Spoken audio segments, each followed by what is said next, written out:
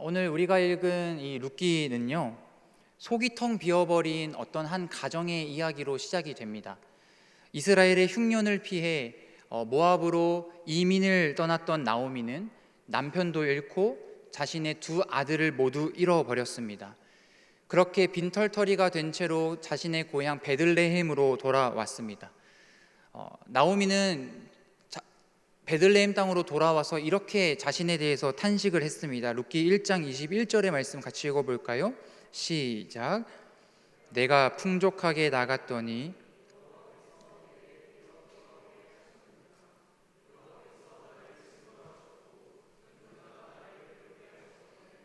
너희가 어찌 나를 나오미라 부르느냐 하니라. 남편도 잃었고 자식도 없고 재산도 없이 완전히 텅 비어버린 인생, 그 비참한 상태로 이 룻기의 말씀이 시작이 됩니다. 그러나 우리 신실하신 하나님은 이 텅 빈 가정을 어떻게 회복시키시는지 우리가 살펴보기를 원합니다. 텅 비어있는 이 인생을 그냥 내버려 두지 않으시거든요. 나오미에게는 목숨을 걸고 따라왔던 모압의 며느리 룻이 있었고요, 고향 땅에는 이 가정을 구원해 줄 수 있는 유력한 친족 보아스가 있었습니다. 오늘 본문은 이 텅 빈 가정에 하나님께서 어떻게 회복하시는지 그 결정적인 이야기를 오늘 우리가 조금 전에 살펴봤습니다. 룻은 시어머니의 조언을 따라서 밤중에 타작마당으로 들어가 그 보아스의 발치 이불을 덮고 누워 있었습니다. 그때 보아스가 깨어나서 놀랬는데 룻이 거기다 대고 이제 얘기를 하는 거예요. 요청을 하는 거예요. 룻기 3장 9절의 말씀인데요. 당신의 옷자락을 펴 당신의 여종을 덮으소서. 이는 당신이 기업을 물을 자가 됨이니이다. 이건 룻이 보아스에게 이제 프로포즈를 한 거예요. 단순히 구애를 한 것이 아니라 하나님의 율법에 따라서 무너진 우리 가문을 책임지고 구원해 달라고 하는 엄숙한 요청이었습니다. 이 대담한 프로포즈에 보아스는 깊이 감동했어요. 그리고 이렇게 축복을 합니다. 10절의 말씀입니다. 네가 베푼 인애가 처음보다 나중이 더하도다.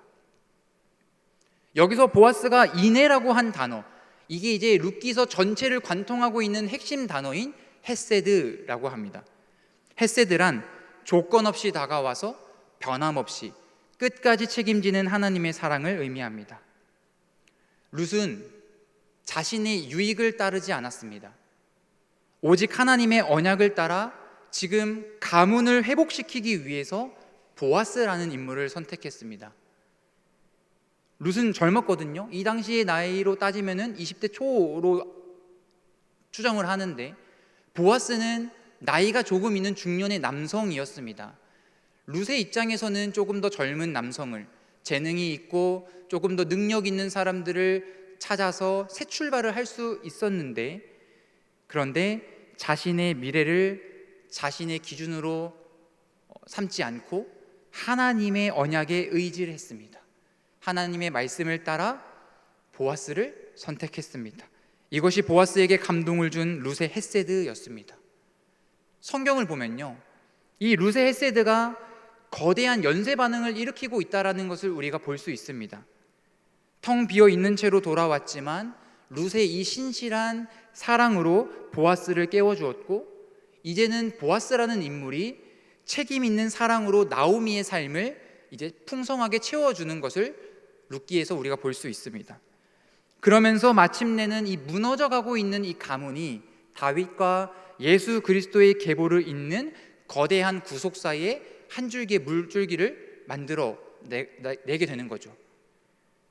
사랑이 또 다른 사랑을 낳고 전염시키는 그런 역사가 오늘 룻기서에서 우리가 살펴볼 수 있습니다. 그렇다면 오늘날 영적으로 텅 비어져 있는 우리의 인생 가운데 어떻게 이 하나님의 헤세드의 사랑을 실천할 수 있을까요? 어떻게 하면은 헤세드의 이 연쇄 반응을 우리가 시작할 수 있을까요? 오늘 본문을 통해서 이 놀라운 사랑을 우리가 점검하고 우리 삶 속에서 어떻게 적용할 수 있을지를 함께 살펴보고자 합니다. 첫 번째로 헤세드의 이 사랑은 종이 되는 것입니다. 룻기 3장 11절의 말씀 같이 읽어볼까요? 시작. 그리고 이제 내 딸아,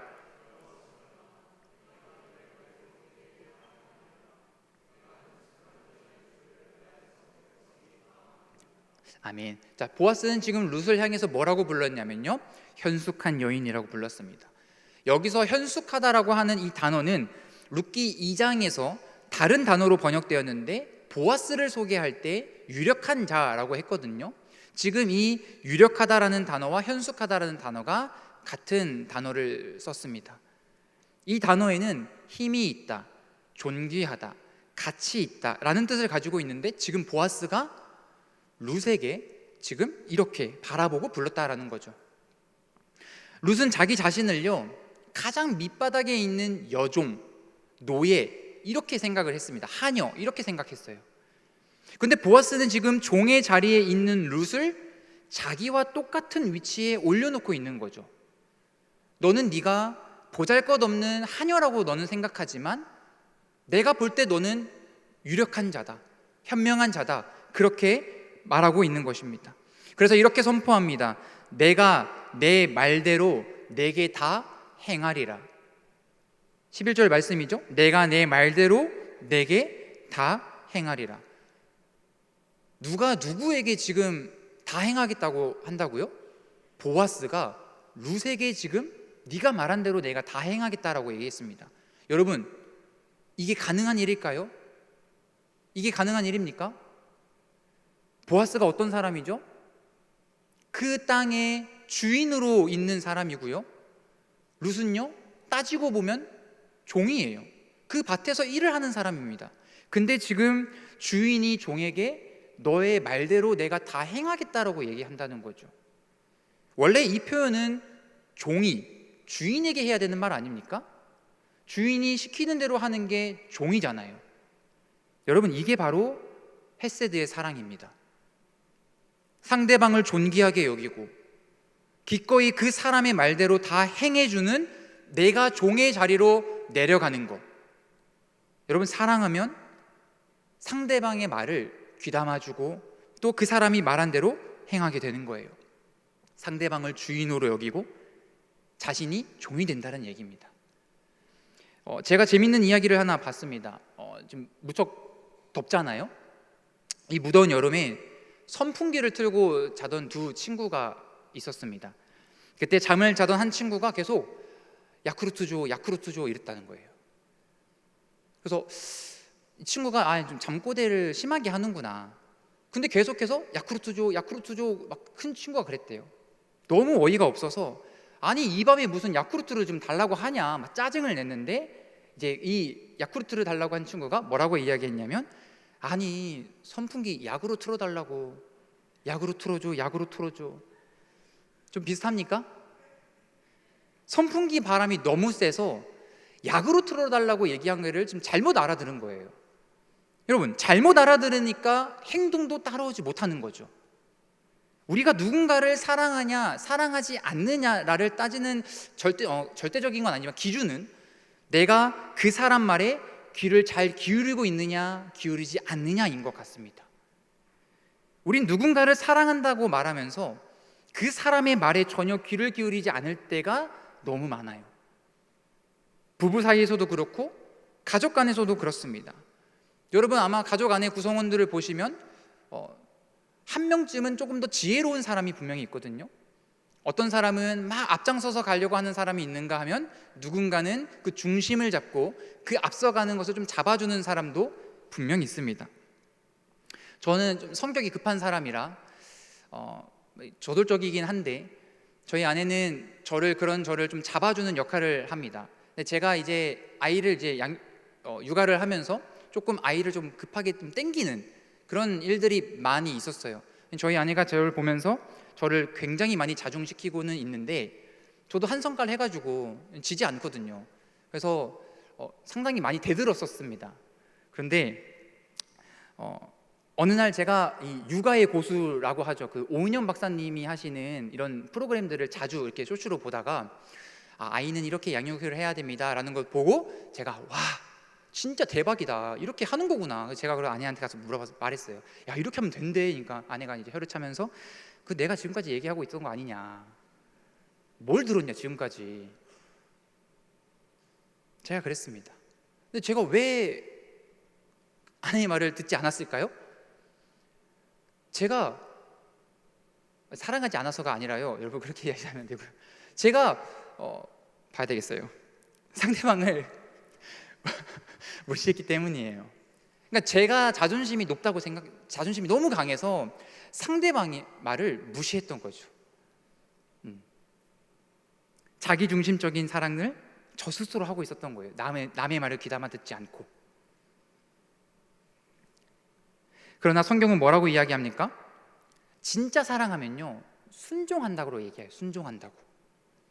그러기에 우리는 잘 듣고 잘 따르는 모습이 우리에게 필요해요. 그래서 예수님께서 우리에게 뭐라고 말씀하셨냐면 14장 21절에 이렇게 말씀하셨어요. 나의 계명을 지키는 자라야 뭐라고요? 나를 사랑하는 자니. 나의 계명을 지키는 자라야 나를 사랑한다. 그러니까 주님을 진짜 사랑하는 사람은요, 그 말씀하시는 것을 가볍게 흘려듣는 게 아니라 순종의 자리로 나아가게 된다는 거예요. 그리고 그 주님의 사랑을 경험한 사람들은요, 공동체 안에서 다른 사람들의 말을 듣기 위해 내 마음을 열고 귀를 기울인다라는 거죠. 상대방을 나보다 더 낮게 여기고, 그리고 기꺼이 그 사람의 필요를 채워줄 수 있는 것, 그게 종의 자리로 내려가는 것입니다. 사랑하는 청년 여러분, 우리 예수님이 바로 우리를 위해서 그렇게 하셨습니다. 온 우주의 왕이신 그분이 우리의 그 부르짖음을 들으시고 그 연약한 종의 형체를 가지고 이 땅에 내려오셨어요. 그리고 우리를 구원하시기 위해서 아낌없이 십자가 위에 달리셨습니다. 이 헤세드를 본받은 우리가 이제 어디로 나아가야 됩니까? 그게 이제 우리 공동체고 우리의 가정이고 우리가 머물고 있는 세상 모든 곳에서 그 모습들을 살아내야 하는 겁니다. 그 안에서 우리가 종이 되어야 하는 훈련을 해야 된다라는 거죠. 상대방의 말을 집중해서 들어주고 그 필요를 따라서 나를 낮추는 진짜 사랑이 우리 가운데 일어나기를 축복합니다. 두 번째로, 사랑은 하나님의 질서 가운데 행동합니다. 오늘 12절과 13절의 말씀을 같이 한 번 더 읽어볼까요? 시작. 참으로 나는 기업을 물을 자이나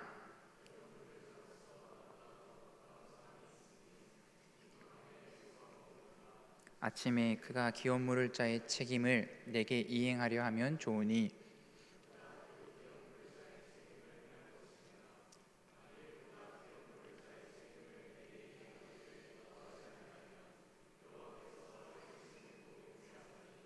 내가 기업 물을 자의 책임을 내게 이행하리라.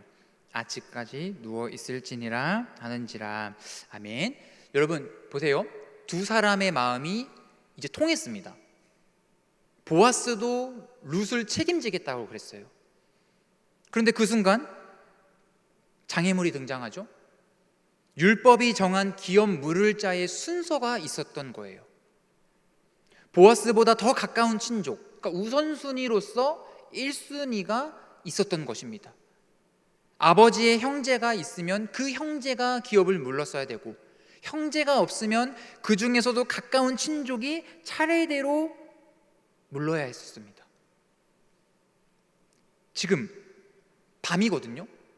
온갖 위험을 무릅쓰고 지금 성사시킨 작전이었는데 갑자기 복병이 나타났습니다. 만약에 여러분이 보아스라면 여러분 어떻게 행동하시겠습니까? 서로에 대한 마음을 확인했죠?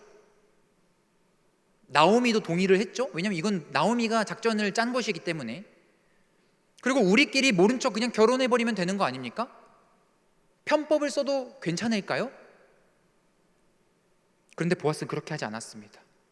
그는 철저하게 질서를 지켰습니다.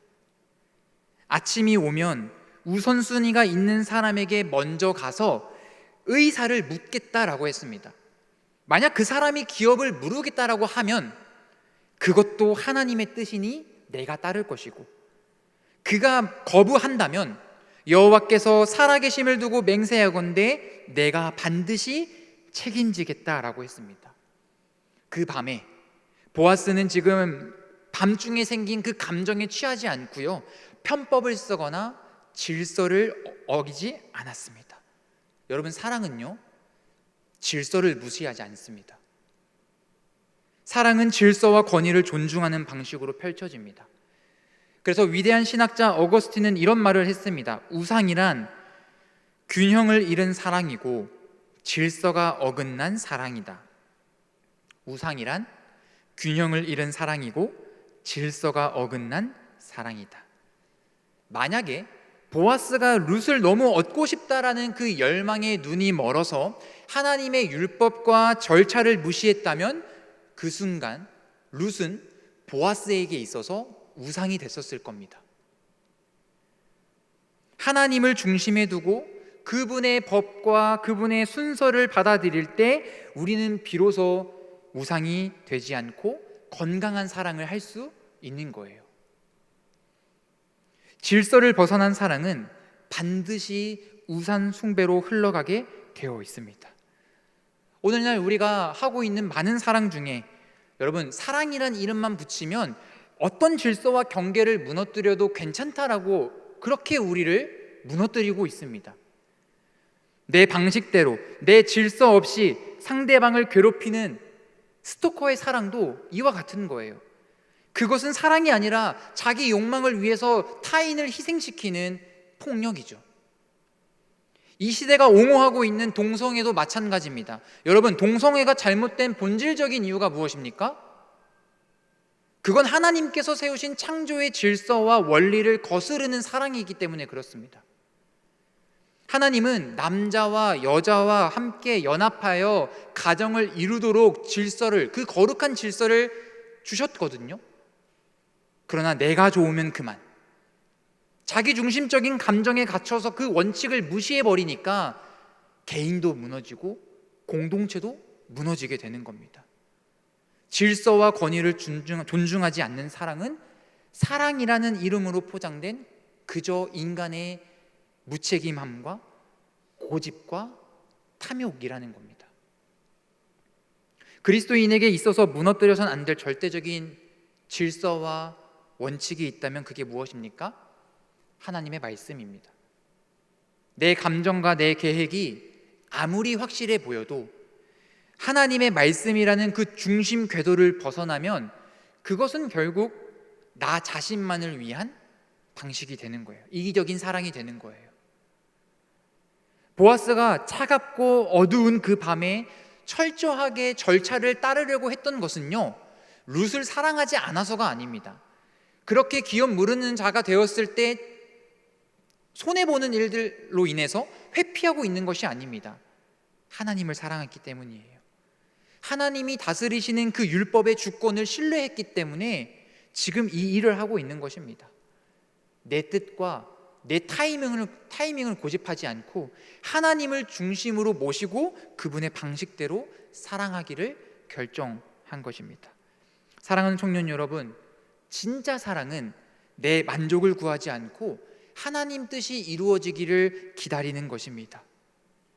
우리 삶 속에 인간적인 편법이나 조급함을 여러분 내려놓으시길 바랍니다.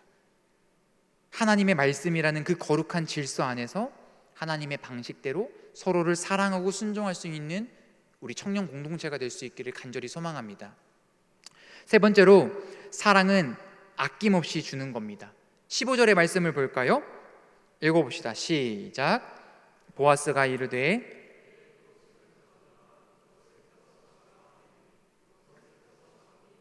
보리를 6번 대어 룻에게 쥐어주고 성읍으로 들어가니라. 아멘. 자, 이제 보아스가 밤을 지새우고 떠나는 룻을 향해서 그냥 빈손으로 보내지 않습니다. 룻에게 보리를 6번이나 되어 짊어 주었거든요. 정확한 무게를 알 수 없지만 그래도 한 여인이 들고 가기에는 꽤나 묵직했을 것입니다. 근데 여기서 6번이라고 한 것은 무슨 의미일까요? 6이라는 숫자는 7 완전수로 가기 전에 아직 미완성된 의미를 가지고 있습니다. 그러면 이제 곧 완전한 숫자 7에 가까워진다라고 하는 의미로 그 약속을 준 것이기도 하고, 또는 결혼의 지참금으로 일부 내가 너를 책임지겠다라고 하는 부분에 있어서 그렇게 증거를 주고 있는 역할일 수도 있습니다. 어쨌거나 우리가 이거 여기서 보고자 하는 것은 사랑은 말로만 하는 게 아니라는 거예요. 주는 것으로 드러난다는 것입니다. 룻이 풍성한 보리를 메고 이제 집으로 돌아왔을 때 시어머니 나오미에게 이렇게 이야기했습니다. 17절입니다.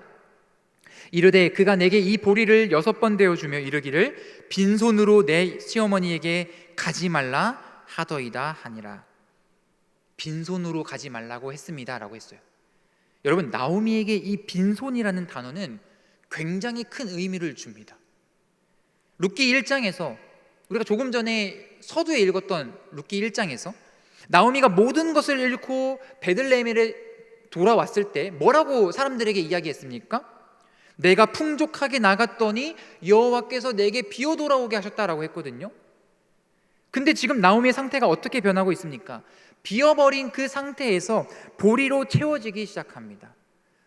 단순히 곡식을 채워지는 것이 아니라 나중에는 이것이 무너진 가정과 인생이 회복되어 가고 있다는 것을 의미하는 거예요. 여러분, 이것이 바로 진정한 사랑입니다. 하나님의 사랑은요, 언제나 우리에게 가장 소중한 것을 주는 것으로 시작합니다. 그래서 우리가 너무나 잘 아는 말씀, 요한복음 3장 16절 같이 한번 읽어볼까요? 시작. 하나님이 세상을 이처럼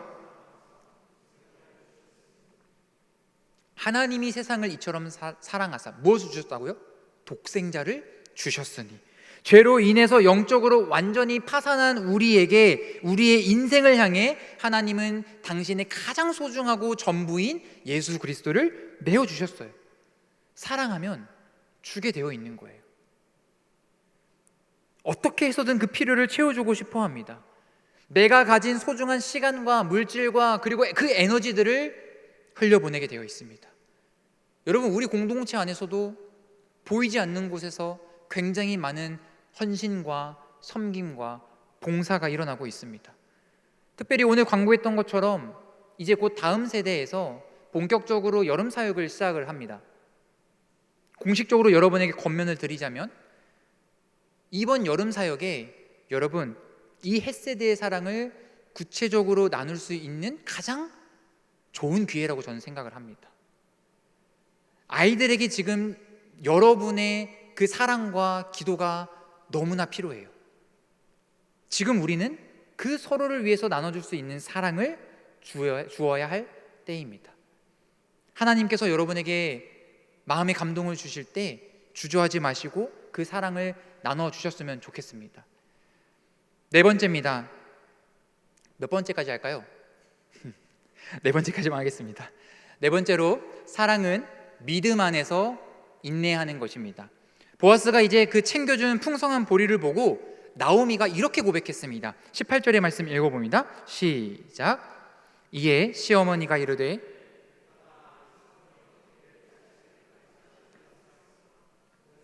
오늘 이 일을 성취하기 전에는 하니라. 아멘. 자, 이제 나오미는 가만히 앉아서 기다리자라고 했습니다.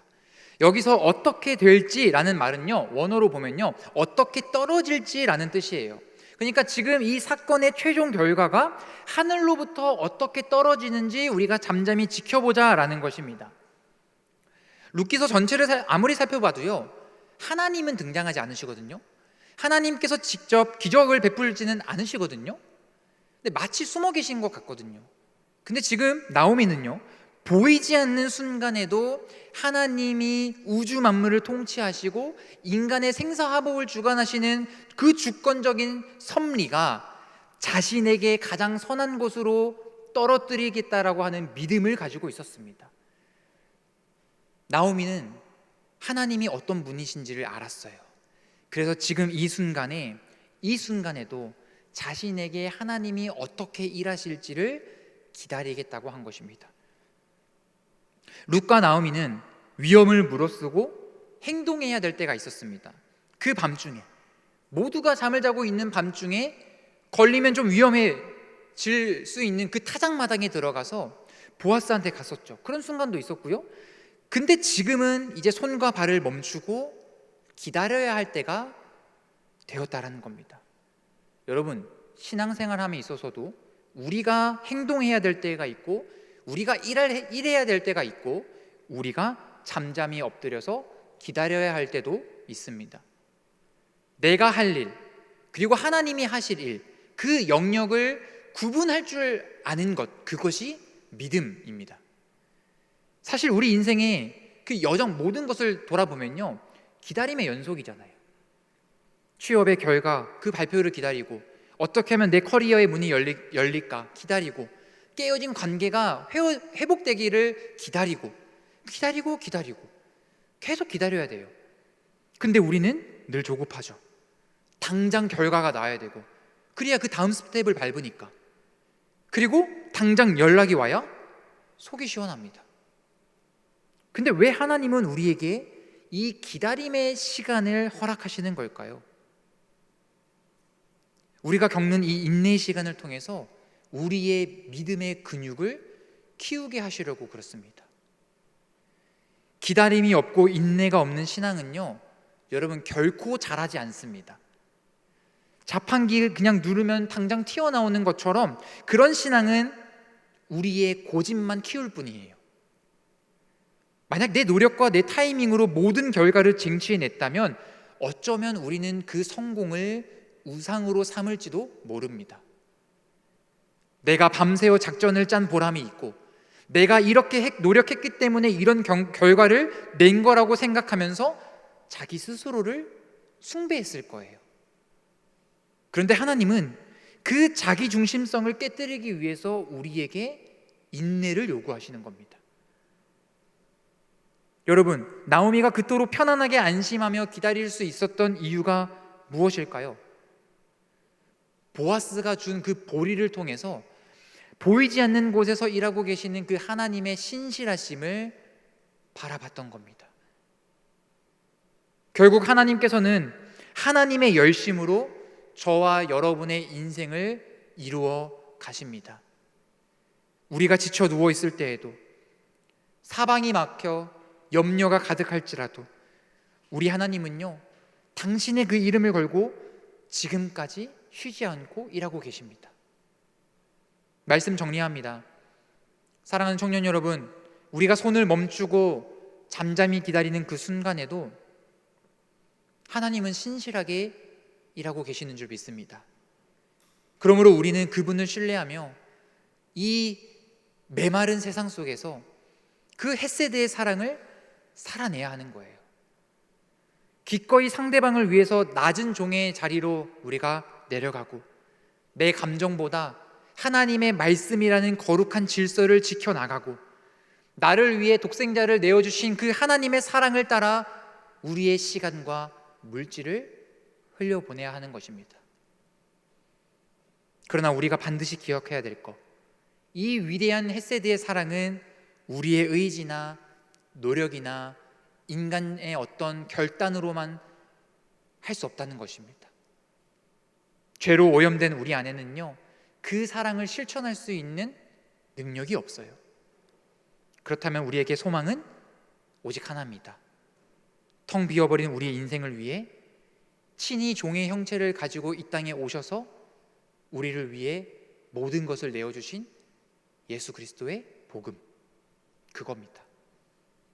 그 그리스도의 사랑이 우리 영혼에 가득 채워질 때에만 우리는 내 힘이 아니라 주님이 공급하시는 힘으로 나아갈 수 있는 거예요. 살아낼 수 있는 거예요. 사랑을 흘려보낼 수 있는 것입니다. 내 조급함을 내려놓고 지금도 여전히 쉬지 않으시는 그 하나님의 열심을 의지합시다. 그리하여 이 땅 위에 거룩한 사랑의 연쇄 반응을 일으킬 수 있는 저와 여러분의 복된 인생이 될 수 있길 주님의 이름으로 축복합니다. 아멘.